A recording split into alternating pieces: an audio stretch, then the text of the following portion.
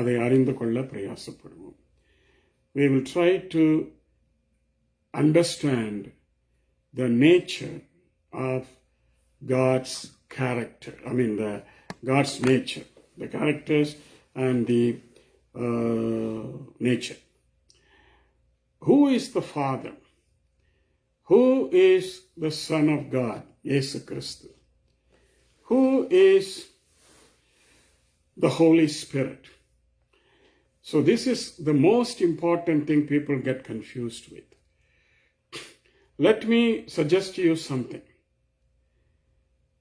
Bible says, John 1:18, Bible says, வேதாகம் சொல்லுகிறது, யோவான் 1:18, தேவனை ஒருவனும் ஒரு காலும் கண்டதில்லை. ஆல்ரைட், தேவனை ஒருவனும் ஒரு காலும் கண்டதில்லை. This refers to the Father. பிதாவாகிய தேவனை ஒருவரும் ஒரு காலும் கண்டதில்லை.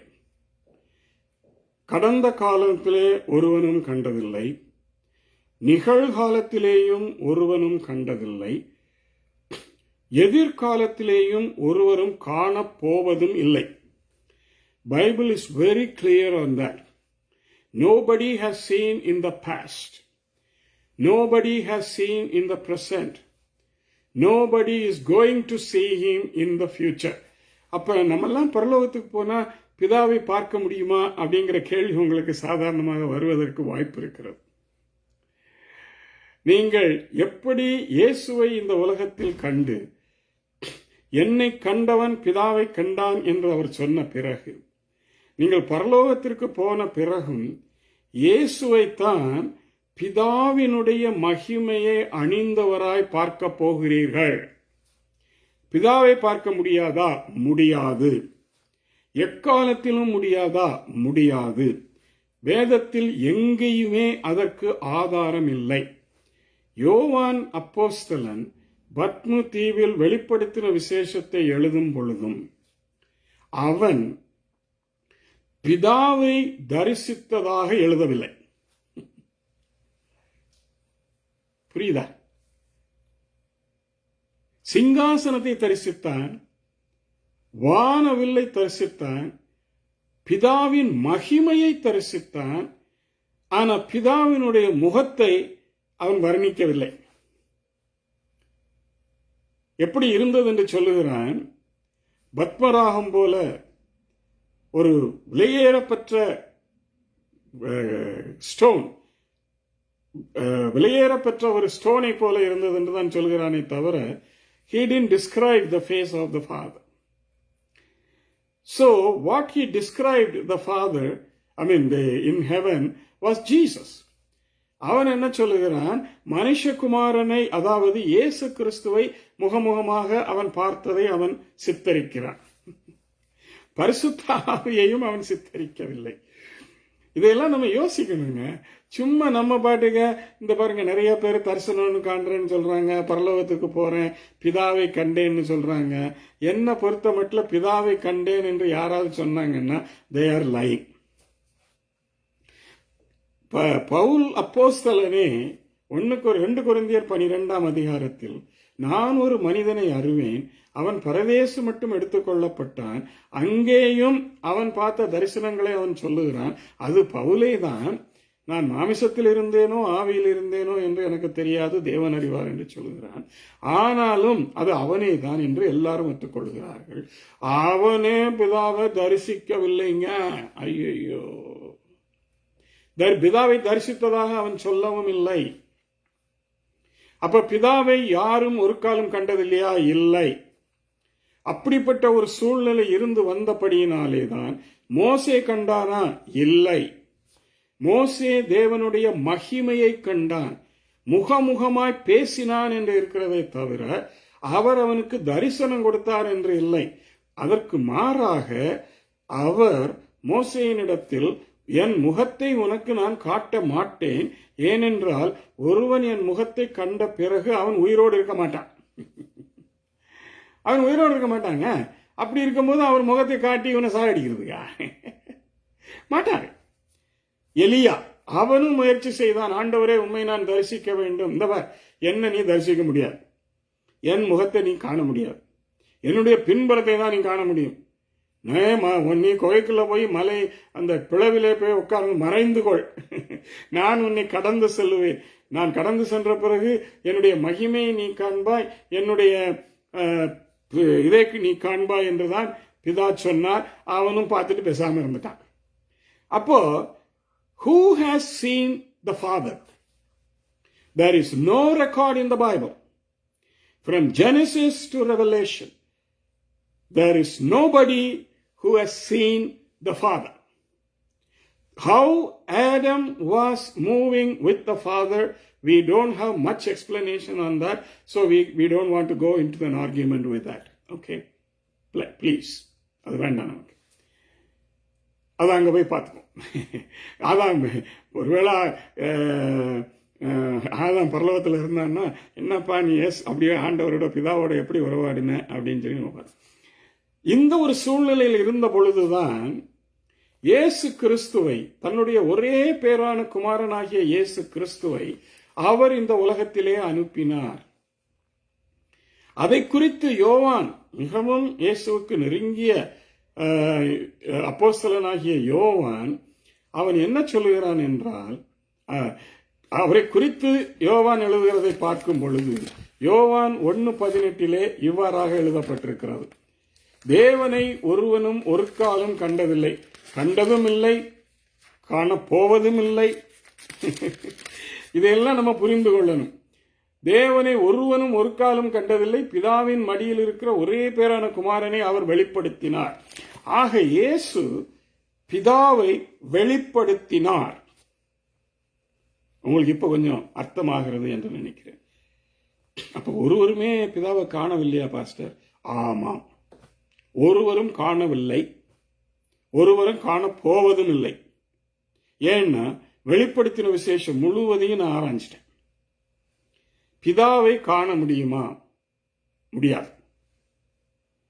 அவரை சுற்றிலும் மகிமை இருக்கிறது, 9 விதமான மாணிக்க கற்கள் இருக்கிறது, அவருடைய சிங்காசனத்திற்கு பின்பாக வானவில் இருக்கிறது.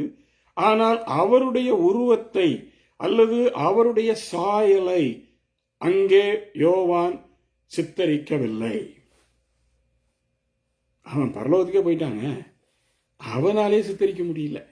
ஆனா இப்ப இருக்கிற நம்முடைய அருமையான சகோதர சகோதரிகள்லாம், நாங்க தரிசனம் கண்டோம், பரலோகத்துக்கு போனோம், பிதாவை பார்த்தோம், அப்படி இப்படின்னு என்னெல்லாமோ விடுறாங்க.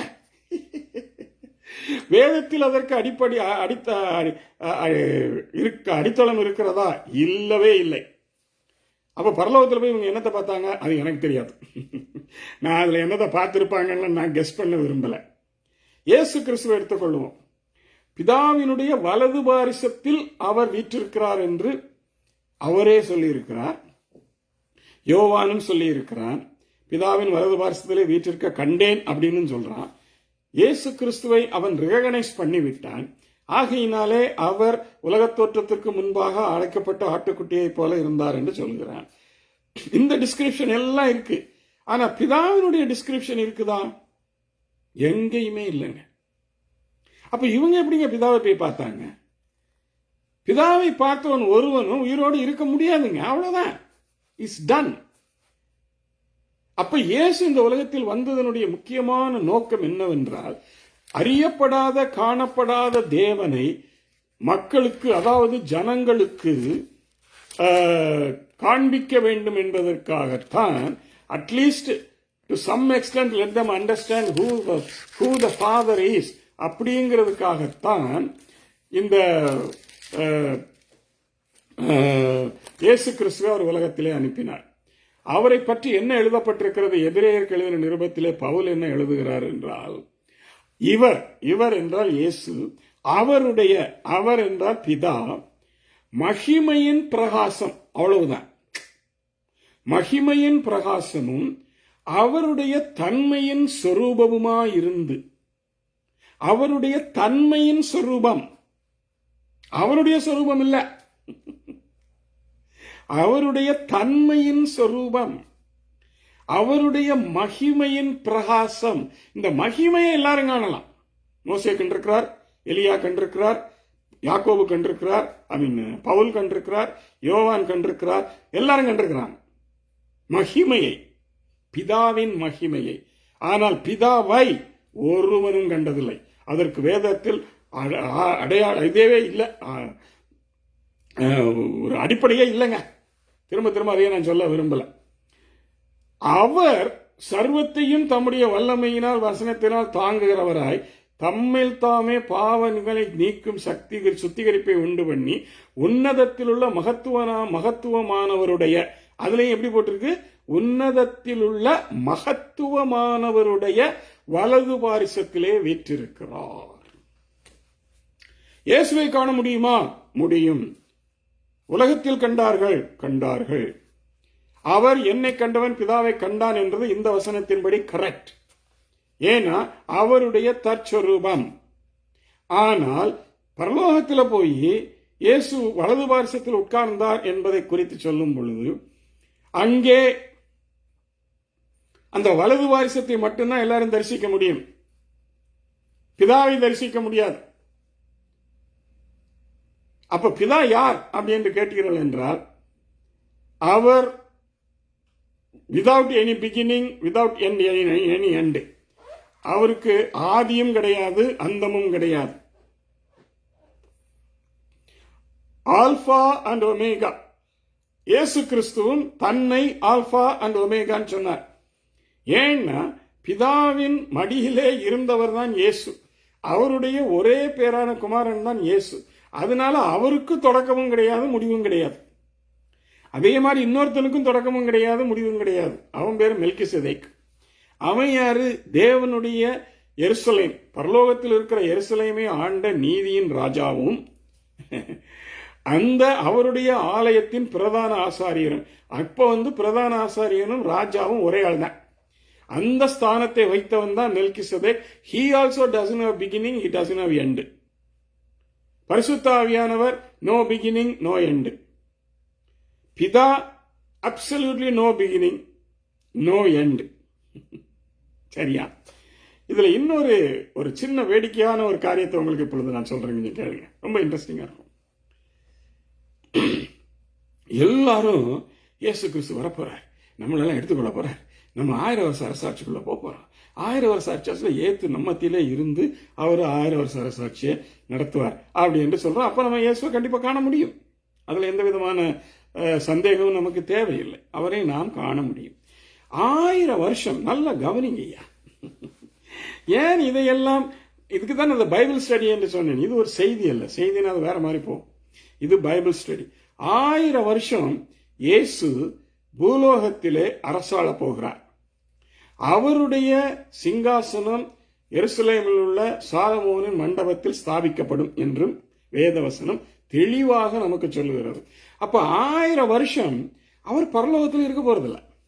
அதையாவது நம்ம புரிஞ்சுக்கிட்டோமா? He is not going to be in heaven for 1000 years. கேட்கறதுக்கே ஒரு மாதிரி இருக்குல்ல? He is not going to be there. It's a fact. அவர் இந்த பூலோகத்தில் இருக்க போறார். அப்ப என்ன பரலோகம் எம்டியா? பிதா தான் குமாரன், குமாரன் தான் பிதா, என்னை கண்டவன் அவரை கண்டான், நான் தான் பிதா அப்படின்னு அவர் சொல்லல. இவங்களா அப்படி சொல்லிக்கிட்டு திரிகிறாங்க. என்னமோ தெரிஞ்சுட்டு போகட்டும், அதெல்லாம் நமக்கு பிரச்சனை இல்லை. ஆனா 1000 வருஷம் அவர் அங்க பரலோகத்தில் இருக்க போறதில்ல. 33.5 வருஷம் எப்படி அவர் பூலோகத்தில் இருந்து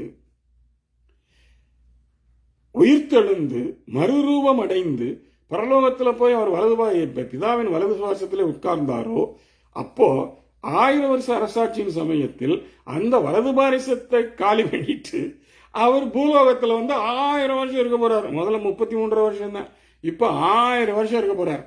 அப்ப இந்த 1000 வருஷம் பிதாவே குமாரனானால் அல்லது குமாரனே பிதாவானால், இவங்களுடைய விளக்கங்களை எல்லாம் வச்சு நம்ம ஒப்பிட்டு பார்த்தால் 1000 வருஷம் இயேசு பரலோகத்தில் இல்லைன்னா அப்ப 1000 வருஷம் பிதாவினுடைய அந்த சிங்காசனம் எம்டியாங்க.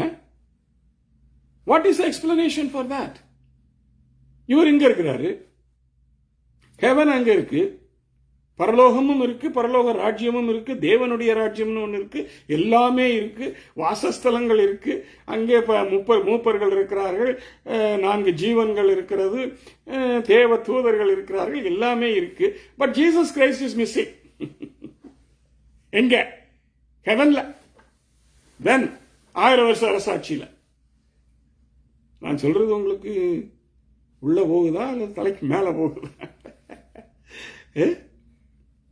1000 years he is going to be with us and we are going to be with him. So we keep seeing him every day. அற்புதமானது இல்ல? We keep seeing him every day. Wonderful. We don't have to go to heaven to see him because we are going to see him here for 1000 years. அப்படிங்கப்பா, 1000 வருஷம் நினைச்சு பார்க்கவே முடியல. நம்ம 100 வருஷம் வாழுவோமானே பலருக்கு சந்தேகம். அதுல 1000 வருஷம் அப்படிங்கப்பா, அது நமக்கு குளோரி மேல குளோரிங்க. அது ஒன்று. இரண்டாவது, வெளிப்படுத்தின யோவான் 17ஆம் அதிகாரத்திலே ஒரு இன்னொரு அற்புதமான விளக்கத்தை நாங்கள் காண்கிறோம். யோவான் 17ஆம் அதிகாரத்திலே ஒரு ஜெபத்தை இயேசு செய்கிறார். அப்பொழுது அந்த ஜெபத்திலே ஒரு இடத்திலே அவர் சொல்லுகிறார். 17ஆம் அதிகாரம் முழுசும் படிச்சிருப்பீங்கன்னு நினைக்க வேண்டிய படிச்சிருப்பீங்கன்னு நினைக்கிறேன். அவர்களை, அதாவது நீர் எனக்கு கொடுத்தவர்களை என்னோடு கூட இருக்கும்படி அவர்களுக்கு நீர் கிருபை செய்தரணும் என்று ஜெபிக்கிறார். அவங்க என்னோட கூட இருக்கணுமா? நீர் எனக்கு தந்த மகிமையை நான் அவர்களுக்கு கொடுத்தேன், அவர்கள் நான் இருக்கிற இடத்திலே வந்து இருக்கணும் என்று ஜெபிக்கிறார். இந்த ஜெபத்துக்கு என்ன அர்த்தம்னு யோசித்தேன். அப்ப நம்மெல்லாம் போய் இயேசு கிறிஸ்துவோட பக்கத்துல ஒரு சிங்காசனம் போட்டு அங்க உட்கார போறோமா அப்படின்னு கூட யோசித்தேன் நான். அப்படி இல்லை. நான் எங்க இருக்கிறேனோ அங்க இருக்கிறேன். அவர் 1000 வருஷம் இந்த உலகத்தில் இருக்க போறாங்க. அப்ப நாங்க அவரோட கூட இருக்க போறோம். இதுல என்னங்க நமக்கு கஷ்டம்? ஃபார் 1000 years போதாதா? 1000 வருஷம். அதுக்கு பிறகு கர்த்தர் நம்மளை எப்படி கொண்டு வர்றாருங்கிறது நம்ம இந்த விதத்துல காண முடியலைங்க. அது அப்ப நடக்கும்போது பார்த்துக்குவோம். இப்ப நம்ம அறிய வேண்டியதை மட்டும் அறிந்து கொள்வோம். அதனால தயவு செய்து பிதாவை கண்டேன் அப்படின்னு யாராவது சொன்னாங்கன்னா அது ஒரு அப்பட்டமான அபத்தமான ஒரு பேச்சு. சரி, இன்னொன்றை நான் உங்களுக்கு விவரிக்க போகிறேன். அப்பொழுது இன்னும் கொஞ்சம் அதிகமாக நீ புரிந்து கொள்வீர்கள் என்று நினைக்கிறேன். இப்பொழுது ஏசாயா தீர்க்கதரிசியின் புஸ்தகம் 9ஆம் அதிகாரத்திற்கு போவோம். இது எல்லாருக்கும் தெரிஞ்ச வசனம். 9ஆம் அதிகாரம் 6ஆம் வசனம். அதுல என்ன போட்டிருக்கிறது? நமக்கு ஒரு பாலகன் பிறந்தார், ஒரு குமாரன் கொடுக்கப்பட்டார், கர்த்தத்துவம் அவர் தோளின் மேல் இருக்கும், அவருடைய நாமம். இதைத்தான் ரொம்ப நல்லா கவனிக்கணும், நல்லா கவனிக்கணுங்க. அப்பதான் நான் கொடுக்கிற இந்த பைபிள் ஸ்டடி உங்களுக்கு புரியும். சரியா? அவருடைய நாமம் அதிசயமானவர், ஆலோசனை கர்த்தா, வல்லமையுள்ள பிதா, வல்லமையுள்ள தேவன், நித்திய பிதா, சமாதான பிரபு. 6 கேரக்டர் அதுல போட்டாச்சு. இது யாரை பத்தி சொல்லப்பட்டிருக்கு? இயேசுவை பற்றி. அதுல எந்த விதமான மாற்றமும் இல்லை, எந்த விதமான குழப்படியும் இல்லை, எந்த விதமான மிஸ் அண்டர்ஸ்டாண்டிங்கும் நமக்கு தேவையும் இல்லை. ஓகே, முதலாவது அதிசயமானவர். He is wonderful. ஏன் அவர் wonderful? He is the replica of God the Father. உலகத்திற்கு பிதாவை வெளிப்படுத்தினவர். ரெப்ளிகா. அவருக்கு பதிலா இவருங்க. டபுள் ஆக்ஷன் இல்ல, அவர் அங்கதான் இருக்கிறார். ஆனா அவருக்கு பதிலா இவர் இங்க வெளிப்படுறாரு. அதுதான் அதிசயமானவர், வண்டர்ஃபுல். இந்த ஒண்டர்ஃபுல்லுக்கு இதுக்கு மேல நான் விளக்கம் தரணும்னு எனக்கு தோணல. சரி, தேவைப்படுச்சு நான் கொஞ்சம் பொறுத்து சொல்றேன். 2வது, ஆலோசனை கர்த்தர். ஆலோசனை கர்த்தர் என்றால் திரும்பவும் நம்ம 1:19 தான் போகணும். ஏனென்றால் அவர்தான் எங்களை ஆலோசனை கொடுத்து வழி நடத்த வேண்டும். அந்த 33.5 வருஷத்துல இவர் இந்த உலகத்துல இருந்தாரு. அதை இதையும் போட்டு மிக்ஸ் பண்ணாதீங்க. ஏன்னா அது வேற இது வேற. இந்த ஆலோசனைகளை வழங்குபவர் இயேசுதான். பிதாவுக்கு பவுல் எழுதும் பொழுது ரோமர் 10ஆம் அதிகாரத்தில் எழுதுகிறார், அவர் எதையாயிலும் ஒன்றை செய்யும்படிக்கு அவருக்கு முந்தி ஆலோசனை சொன்னவன் யார் அப்படின்னு கேட்கிறார். அப்படின்னா என்ன? பிதாவுக்கு ஆலோசனை சொல்லணும்னு யாருக்கும் அவசியம் இல்லை. பிதாவும் யாருக்கும் ஆலோசனை சொல்லணும்னு அவசியம் இல்லை. ஏன்? அவர் இயேசுவை அனுப்பினார், பரிசுத்த ஆவியை அனுப்பினார். அந்த பரிசுத்த ஆவியானவர் நமக்கு கவுன்சிலர். தெரியுதா? இப்போ யோவான் 14 15, 16, 17 அதிகாரங்களை வாசித்தீங்கன்னா அவர் கவுன்சிலர், ஆலோசனை தருகிறவர். So Jesus Christ sent Holy Spirit and he became the counselor for us forever and ever. There is no controversy on that. அவர் நமக்கு ஆலோசனை கர்த்தராக இருந்து கொண்டிருக்கிறார். சரி, அதுக்கடுத்து பாருங்க, வல்லமையுள்ள தேவன். இந்த வல்லமையுள்ள தேவனை தான் அநேகர் கன்ஃபியூஸ் பண்ணுவாங்க. அதுல வல்லமையுள்ள தேவன் தானே போட்டிருக்கு.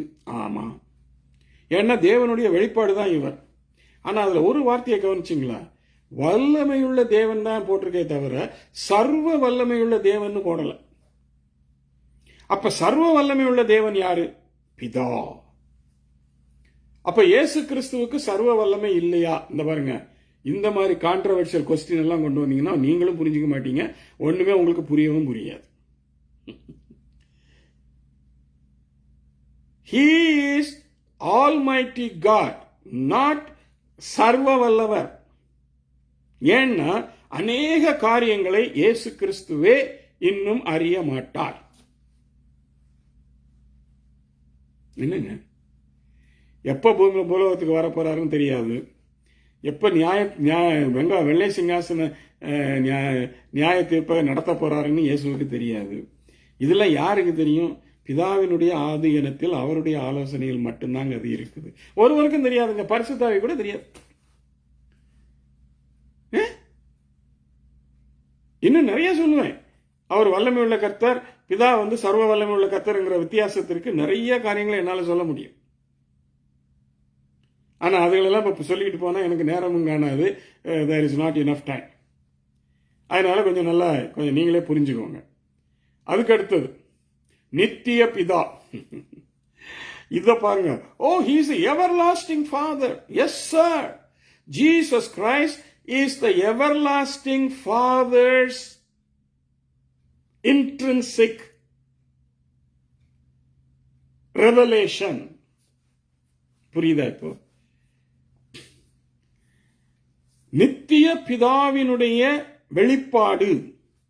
He is the revelator of the eternal Father, everlasting Father, because Jesus Christ himself is an everlasting person. So when he reveals the Father, automatically he gets the name that Jesus is the everlasting Father, because in the days to come, in everlasting, from everlasting to everlasting, Jesus is going to be seen by everybody. எல்லாராலையும் அவர் பார்க்கப்படுவார். இந்த உலகத்திலிருந்து போனப்ப, நம்ம மரித்து போன பிறகு 1000 வருஷம் சர்ச்சில் கர்த்தருடைய கிருபையில நம்ம அவரோட கூட வந்தோம்னா அதை பார்த்து கொண்டே இருக்க போறோம்.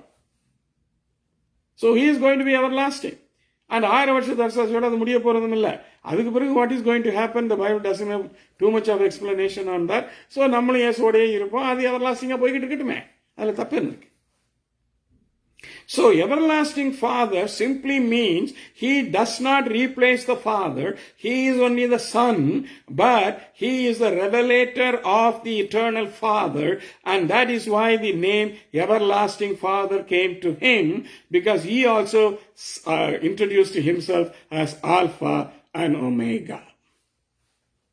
தான் ஆல்பாவும் ஒமேகாவும் இருக்கிறேன் என்று சொன்னதிலிருந்து இயேசு கிறிஸ்து அவருடைய வெளிப்படுத்தினவராயும் தற்சொருவமாயும் இருக்கிறபடியினால் அவர் தன்னை எவர்லாஸ்டிங் ஃபாதர் என்று சொல்லுவதிலே எந்த தவறும் இல்லை. இதிலே எந்த குழப்பமும் நமக்கு தேவையும் இல்லை. He is the revelation of the everlasting Father, so he is also everlasting. He is named as everlasting Father. புரிகிறது என்று நினைக்கிறேன். என்ன பாஸ்டர் இப்படி ஒரு எக்ஸ்பிளனேஷன் நாங்கள் கேட்டதே இல்லைன்றீங்களோ? இனிமேலாவது இதை கொஞ்சம் சிந்திச்சு பாருங்களேன், தியானிச்சு பாருங்க. சும்மா பாஸ்டர் ஏப்ரகாம் ஏதாவது சொல்லி கொண்டு போறாருன்னு நினைக்காதீங்க. இதை நீங்க சிந்திச்சு பார்த்தீங்கன்னா உங்களுக்கு அது வழங்கும். I want you to think. That's what I want you to do. Think பண்ணுங்க ப்ளீஸ். சரி, அடுத்தது சமாதான பிரபு. சரி, சமாதான பிரபுங்கிறது இயேசுங்கிறது எல்லாருக்கும் தெரியும், எல்லாரும் ஏற்றுக்கொண்ட ஒரு விடயம். அதனால இதை நம்ம பரலோகத்தில் இருக்கிற பிதாவுக்கு, ஏன்னா அவர் பிரபு கிடையாது, ஹி இஸ் த கிங், அதுலேயே அது வித்தியாசம் வந்துடுது. So prince of peace, who is the prince? Jesus is the prince. He is the King of kings and Lord of lords on the earth. But in heaven, he is the prince. And he is the prince of peace. Why it is said as prince of peace? Because Melchizedek is the king of peace. புரியுதா உங்களுக்கு? அப்படி இருக்குங்க பைபிள்ல. எபிரேயர் 9:10 நல்லா 7-9 வரைக்கும் படிச்சு பாருங்க. In Jerusalem, he was the king of peace. Shalom. Jerusalem, the king of Jerusalem is called the king of peace. புரியுதா? So Jesus Christ is always a prince, and he is the prince of peace. அப்ப மெல்கிசேதேக்கோட ஒரு பெருசா சின்னதா இந்த argument நமக்கு வேண்டாம். He replaced Melchizedek. இப்ப இயேசுதான் பிரதான ஆசாரியரும் எருசலேமின் ராஜாவுமாக வந்துட்டார். அதனால இப்ப அவரை போட்டு நம்ம சும்மா உழப்பிக்கிட்டு இருக்க கூடாது.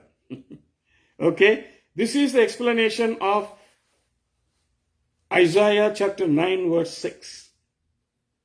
இப்ப இயேசு யாருன்னு உங்களுக்கு புரிஞ்சிருச்சா? கிட்டத்தட்ட கொஞ்சம் புரிஞ்சிருக்கு பாஸ்டர்ன்றீங்களா? சரி, ஓகே. இன்னும் கொஞ்சம் நல்லா தியானம் பண்ணுங்க. இன்னும் கொஞ்சம் எக்ஸ்பிளனேஷன்லாம் கொடுக்க போறேன். அதையும் கொஞ்சம் மனசுல வாங்கிக்கோங்க. அதையும் போய் நல்லா திங்க் பண்ணுங்க. திங்க் பண்றது மாத்திரமல்ல, பைபிளை திறந்து வச்சு நான் சொன்னதனுடைய காரியங்கள்லாம் அது எப்படின்னு சொல்லி கொஞ்சம் ஆராய்ங்க. அப்போ உங்களுக்கும் அது வழங்கும் இல்லையா? தயவு செய்து இதெல்லாம் செய்யுங்க. சரி, இப்ப இன்னொரு பெரிய முக்கியமான ஒரு விடயம். இந்த விடயத்தை நீங்கள் இதுவரையிலும் கேள்விப்பட்டிருக்கிறீங்களோ கேள்விப்படலையோ அது எனக்கு தெரியாது. ஆனா ஒரு முக்கியமான விடயத்தை நான் இப்பொழுது உங்களுக்கு பகிர்ந்து கொள்ள போகிறேன். தேவன் இதா சிருஷ்டிப்பு காரியத்தை இயேசு கிறிஸ்துவை கொண்டு செய்தார் என்று நாம் எல்லாருக்கும் தெரியும். சரி, அப்போ இயேசு கிறிஸ்துவை ஆதாமை சிருஷ்டிக்கும் பொழுது எப்படி சிருஷ்டித்தார் என்று வேதத்திலே தெளிவாக நமக்கு போடப்பட்டிருக்கிறது. அதனுடைய விவரத்தை நாம் 3ஆம் அதிகாரத்தில் பார்க்கலாம். 2ஆம் அதிகாரத்தில் பார்க்கலாம். என்ன செய்தார் ஆண்டவர்? எல்லாவற்றையும் பார்த்து 1ஆம் அதிகாரத்திலே வந்துருது. 1ஆம் அதிகாரம் 26ஆம் வசனத்திலிருந்து படிப்போம். இது ரொம்ப இன்ட்ரெஸ்டிங்க. இன்ட்ரெஸ்டிங் மட்டுமல்ல, ரொம்ப இம்பார்ட்டன்ட். அதனால தயவு செய்து கொஞ்சம் நல்லாவே கவனிங்க. Very very important. 1ஆம் அதிகாரம் 25ஆம் வசனம்,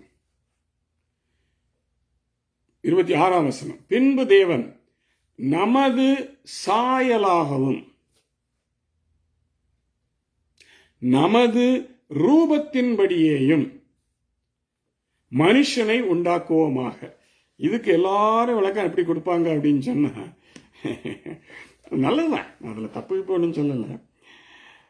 பிதா இயேசுவை கன்சல்ட் பண்ணாரு, பரிசுத்தாவை கன்சல்ட் பண்ணாரு, திருத்துவாங்க வெளிப்படுது. 3 பேரும் கன்சல்ட் பண்ணி தான் மனுஷனை உண்டாக்குனாங்க. அப்போ அவர் என்ன சொன்னாரு? நமது சாயலாகவும் நமது ரூபத்தின் படியேயும் மனுஷனை உண்டாக்குவோமாக. இதை மட்டும்தான் நீங்க நம்ம தியானிக்க போறோம். மனிதனை பிதா தேவன் எப்படி உண்டாக்கினார்? In what form? இந்த பாருங்க, மண்ணை எடுத்தாரு, குலைச்சாரு, அப்புறம் இப்போ ஒரு உருவத்தை உண்டு பண்ணாரு, ஜீவனாசி அவன் மேல் ஊதினாரு, அவன் ஜீவாத்மாவானான். இதெல்லாம் பிரச்சனையே கிடையாது. அதையெல்லாம் குறித்து நான் இப்ப பேச போறது கிடையாது. அங்க என்ன போட்டிருக்கு? நமது சாயலாகவும். இமேஜ் இமேஜ் அப்படின்னு வரும் பொழுது இட் இஸ் நாட் ஒரிஜினல். என்னங்க, இயேசுவை ஒன்லி பிகாட்டன் சன் அப்படின்னு சொல்லும் பொழுது அது ஒரிஜினல் ஆயிடுது. ஆனால் ஆதாமை தம்முடைய சாயல், இமேஜ் என்று சொல்லும் பொழுது அது ஒரிஜினல் கிடையாது, சாயல் தான். அந்த சாயலை மனுஷனுக்கு கொடுத்தார். ஒருவேளை இயேசு கிறிஸ்து கூட அப்படிதான் இருந்திருப்பாரு. ஏன்னா இயேசு கிறிஸ்து இங்க வந்த பிறகு அப்படிதான் இருந்தார். அதனால அதை வச்சு நம்ம கொஞ்சம் கண்டுபிடிச்சிக்கலாம். சரியா? மனிதனுக்கு ஒரு சாயலை கொடுக்க வேண்டும் என்று, தமது சாயல் என்று அவர் சொன்னார். ஸோ சாயலை கொடுத்தார். அந்த ரூபம்னு ஒன்று இருக்கு பாருங்க, அந்த ரூபம் தான் அந்த மாமிச சரீரம். அந்த மாமிச சரீரமும் அவருடைய ரூபத்திற்கு ஒத்தானதை இருந்ததை தவிர அவருக்கு ரீப்ளேஸ்மெண்ட் கிடையாது. It is not a duplicate of God. It is only a ரூபம். தமது இமேஜ், தமது சாயல், தமது ஆங்கிலத்திலே அது இருங்கவா, ஆதியாகமம் 1ஆம் அதிகாரம் 25ஆம் வசனம், அதை நம்ம பார்ப்போம். ஆதியாகமம் 1:26 இன் அவர் லைக்னஸ் என்று போட்டிருக்கு. ஒன்னு வந்து இன் அவர் இமேஜ், இன்னொன்னு வந்து இன் அவர் லைக்னஸ். அப்போ we are like God, we have the image of God or the Son, either of them. அது மாதிரி எடுத்துக்கலாம்.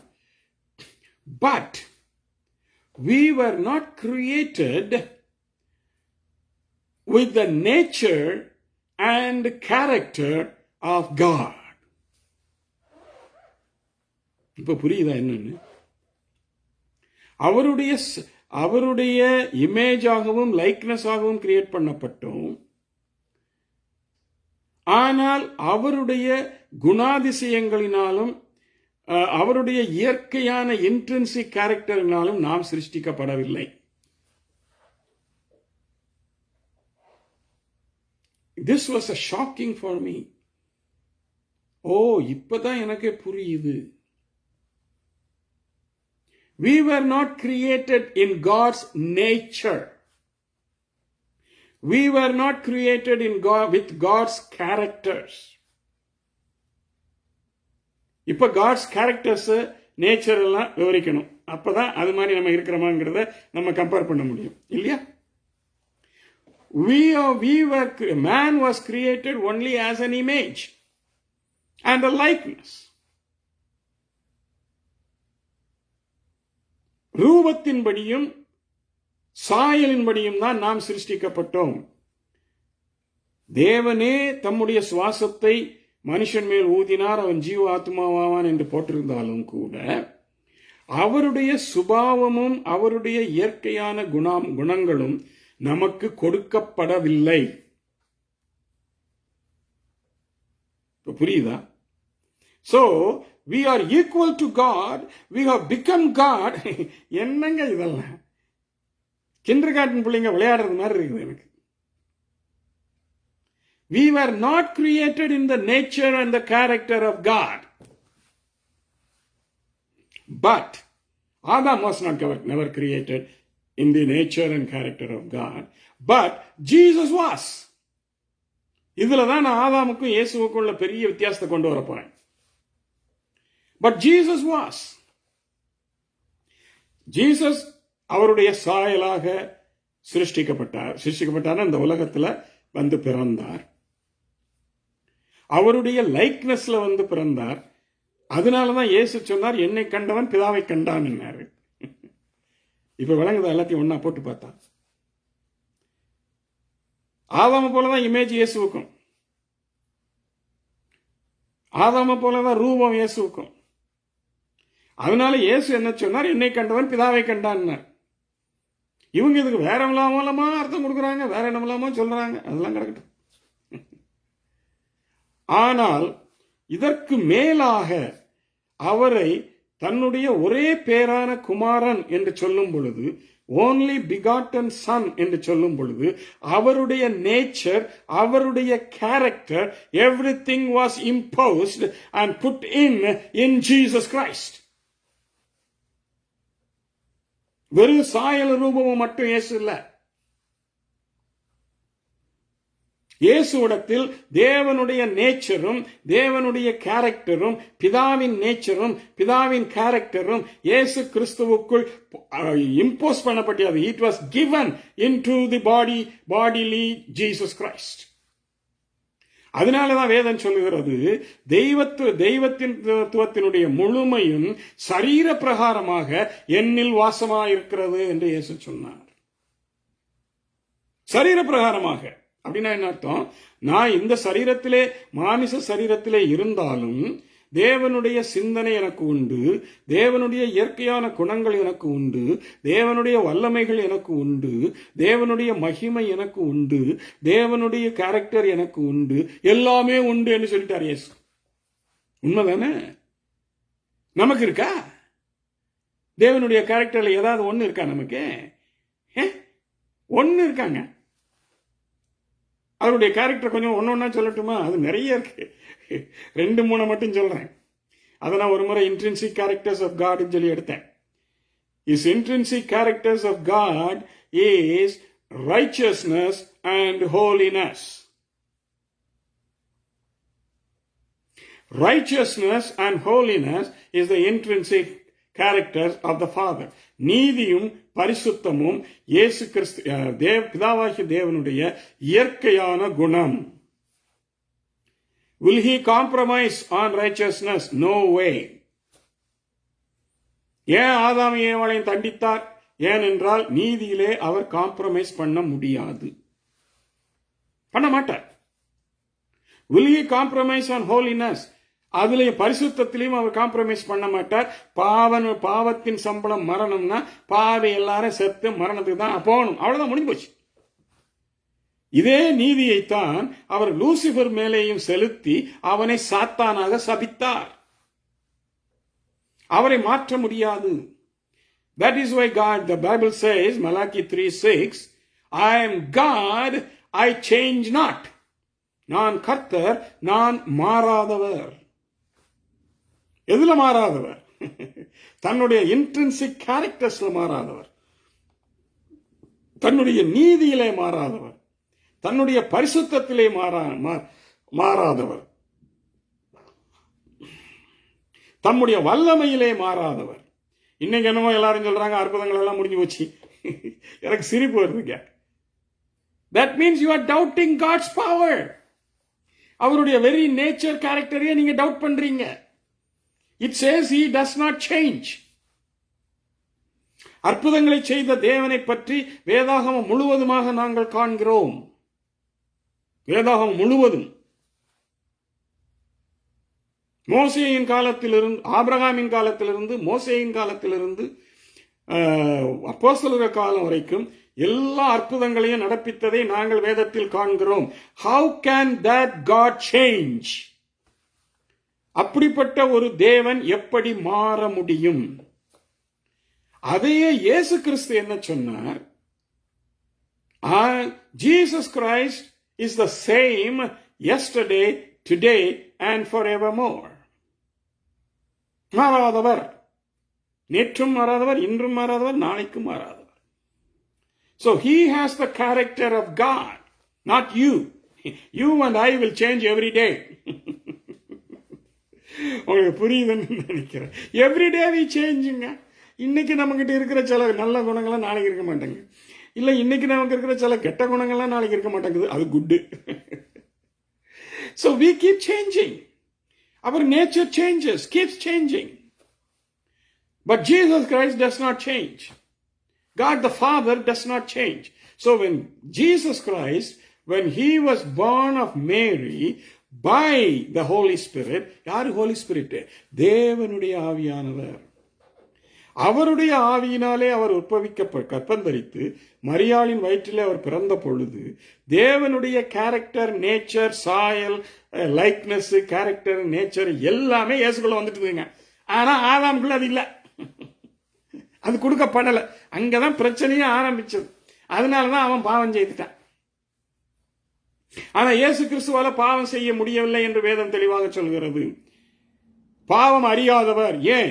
அவருக்குள்ள இருக்கிறது ஹியூமன் நேச்சர் கிடையாது, மனிதனுடைய இயற்கை குணம் கிடையாது. அவருக்குள்ள இருக்கிறது பிதாவின் குணம். அப்ப பாவம் குணம் எப்படிங்க வரும்? அதனாலதான் போட்டிருக்கு பாவம் அறியாதவர். He does not know sin because he has the nature of God. He has acquired the nature of God through the Holy Spirit when he was born in Mary's womb. அவருக்குள் அந்த இயற்கையான குணமும் அந்த நேச்சரும் அவருக்குள் கொடுக்கப்பட்டிருந்தது. பட் அதே மாதிரி குணம் ஆதாமை சிருஷ்டித்த பொழுது சாயலும் ரூபமும் மட்டும்தான் கொடுக்கப்பட்டதே தவிர இயற்கையான குணங்கள், பிதாவினுடைய அல்லது கடவுளுடைய குணங்கள் அவனுக்கு கொடுக்கப்படவில்லை. அதனாலே அவன் பாவத்தில் விழுந்தான். விழக்கூடிய சந்தர்ப்பங்கள் உருவாயிற்று, அதிலே விழுந்தான். ஆனால் இயேசு கிறிஸ்துவுக்கு அப்படிப்பட்ட எத்தனையோ சந்தர்ப்பங்கள் உருவானாலும், 3 முறை அவன் பிசாசினால் சோதிக்கப்பட்டாலும் அவரால் பாவத்தில் விழ முடியாது. ஏன்? That is the nature of God. And Jesus was born with that nature. இயேசு கிறிஸ்து அந்த இயற்கையான குணத்திலே உருவாக்கப்பட்டார். உருவாகி மனிதனாக இந்த உலகத்தில் தோன்றினார். இப்ப புரியுதா ஆதாமுக்கும் இயேசு கிறிஸ்துவுக்கும் என்ன பெரிய வித்தியாசம்? அவன் பாவத்தை அறிந்தான், இவரால் பாவத்தை அறிய முடியாது. ஏன்? இவருக்குள் இருப்பது பிதாவின் இயற்கையான குணங்கள். நல்லா புரிஞ்சுக்கோங்க. மனிதன் சிருஷ்டிக்கப்பட்டது இமேஜ் அண்ட் லைக்னஸ். இயேசு கிறிஸ்து சிருஷ்டிக்கப்பட்டது image, likeness, character and nature and character. 2 more additional things. அதனால அவர் பாவம் செய்ய முடியாது. And nobody can trap him into sin because he is God. He has got the nature of God. இதையெல்லாம் புரிஞ்சுக்காம நாங்க வேற என்னத்தையோ பேசிக்கிட்டு இருக்கிறோங்க. I feel sick of that, really. எனக்கு ரொம்ப கஷ்டமா இருக்கு. இதை நீங்க எங்கேயும் கேட்டிருக்க மாட்டீங்க, அதுவும் எனக்கு தெரியும். இப்பயாவது இதெல்லாம் புரிஞ்சுக்கோங்க. How Adam was created, how he was able to fall into sin, how Jesus Christ was born in my Mary's womb, and why he cannot fall into sin. He know no sin. பாவத்தை அறியாதவர். நமக்காக பாவம் ஆக்கப்பட்டார். It clearly says he was made a sinner. By nature, by birth, by incarnation, he is not a sinner. And he cannot sin. நல்ல கவனி. This is the most important thing or point which I wanted to share with you today. We have the image, we have the likeness, but we don't have the nature, we don't have the character. இன்னும் நிறைய இருக்கு. நான் எல்லாத்தையும் போட்டு இப்ப சொன்னா உங்களுக்கு தலை சுத்தும். You cannot understand. Okay, இன்னொரு இம்பார்ட்டன்ட் திங்ஸ் தான். இதை மட்டும் நம்ம இன்னைக்கு பேசுவோம். வல்லமையுள்ள தேவன் யாரு? இயேசு. Power. This is very important. That's why I'm going to emphasize on that. Nature, character, and one of the characters of God is power. One of the characters of God is holiness.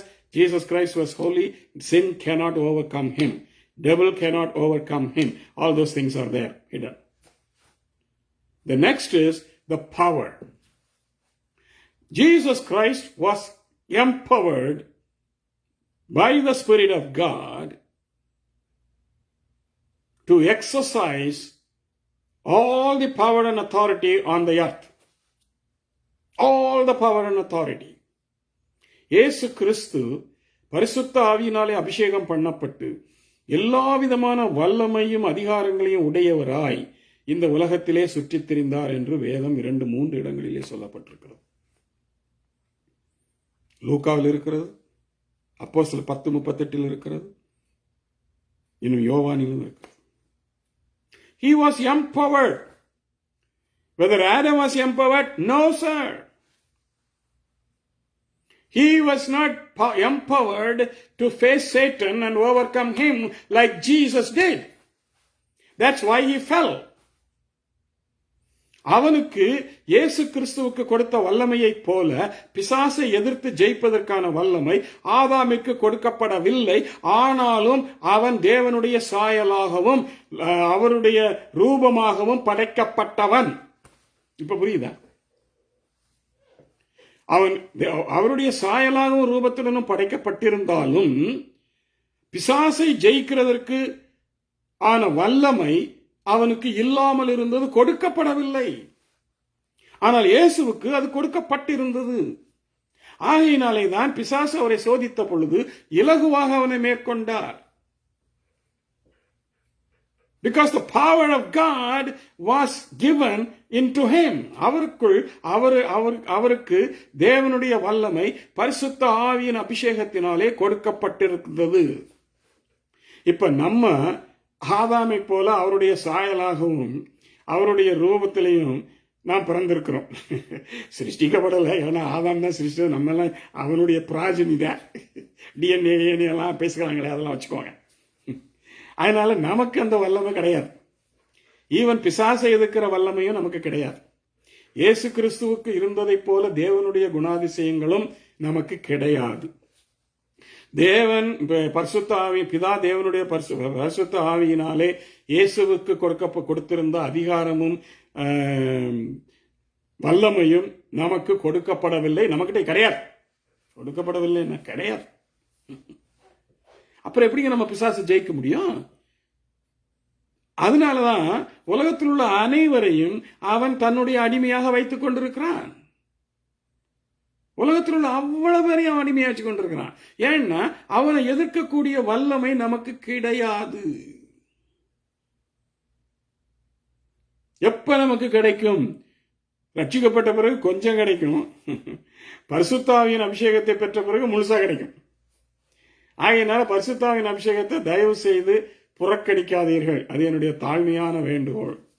தேவனுடைய வல்லமை, இயேசு கிறிஸ்துவுக்குள்ளாக இருந்த வல்லமை உங்களுக்குள்ளாகவும் இருக்க வேண்டுமானால், அப்போஸ்தலர்களை சீஷர்களாய் இருந்த அப்போஸ்தலர்களை மாறின எல்லாரிடத்திலும் அது இருந்ததைப் போல உங்களிடத்திலும் அது வெளிப்பட வேண்டும், காணப்பட வேண்டும் என்று நீங்கள் விரும்பினார்.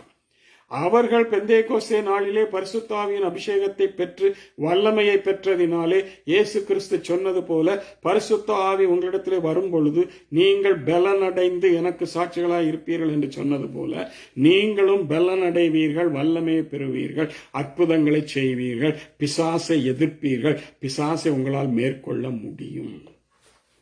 இல்லாவிட்டால் நீங்கள் தோல்விதான்.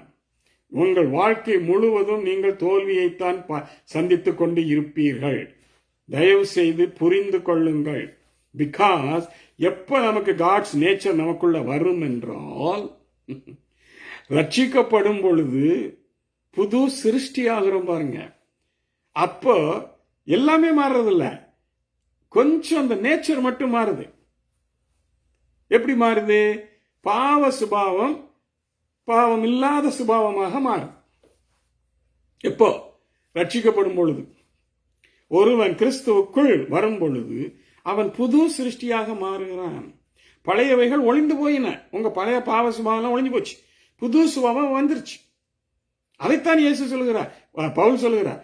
2 Corinthians 5:16-17 ஒருவன் கிறிஸ்துவுக்குள் இருந்தால் அவன் புது சிருஷ்டியா இருக்கிறான். Now you are made a new creation. You have got a little change in your character. என்னன்னா கொஞ்சம் கர்த்தருடைய நேச்சர் வருது. என்ன நேச்சர்னா பாவத்தை எதிர்க்கக்கூடிய சக்தி. புதிய ஜீவன் உள்ளவர்களாய், புதிய சிந்தனை உள்ளவர்களாய், பாவத்தை எதிர்க்கக்கூடியவர்களாய், பாவத்தை தோற்கடிக்கக்கூடியவர்களாய் நீங்கள் மாறுகிறீர்கள். அங்கதான் ஆரம்பிக்குது. அதற்கு பிறகு பரிசுத்த ஆவியின் அபிஷேகத்தை நீங்கள் தனியாக பெற்றுக்கொள்ளவே வேண்டும்.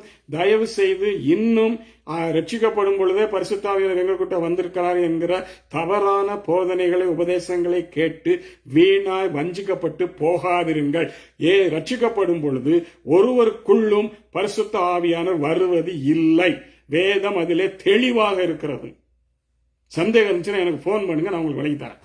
உங்களுக்கு என்னென்ன வசனம் எல்லாம் வேணுமோ நான் சொல்லித்தரேன்.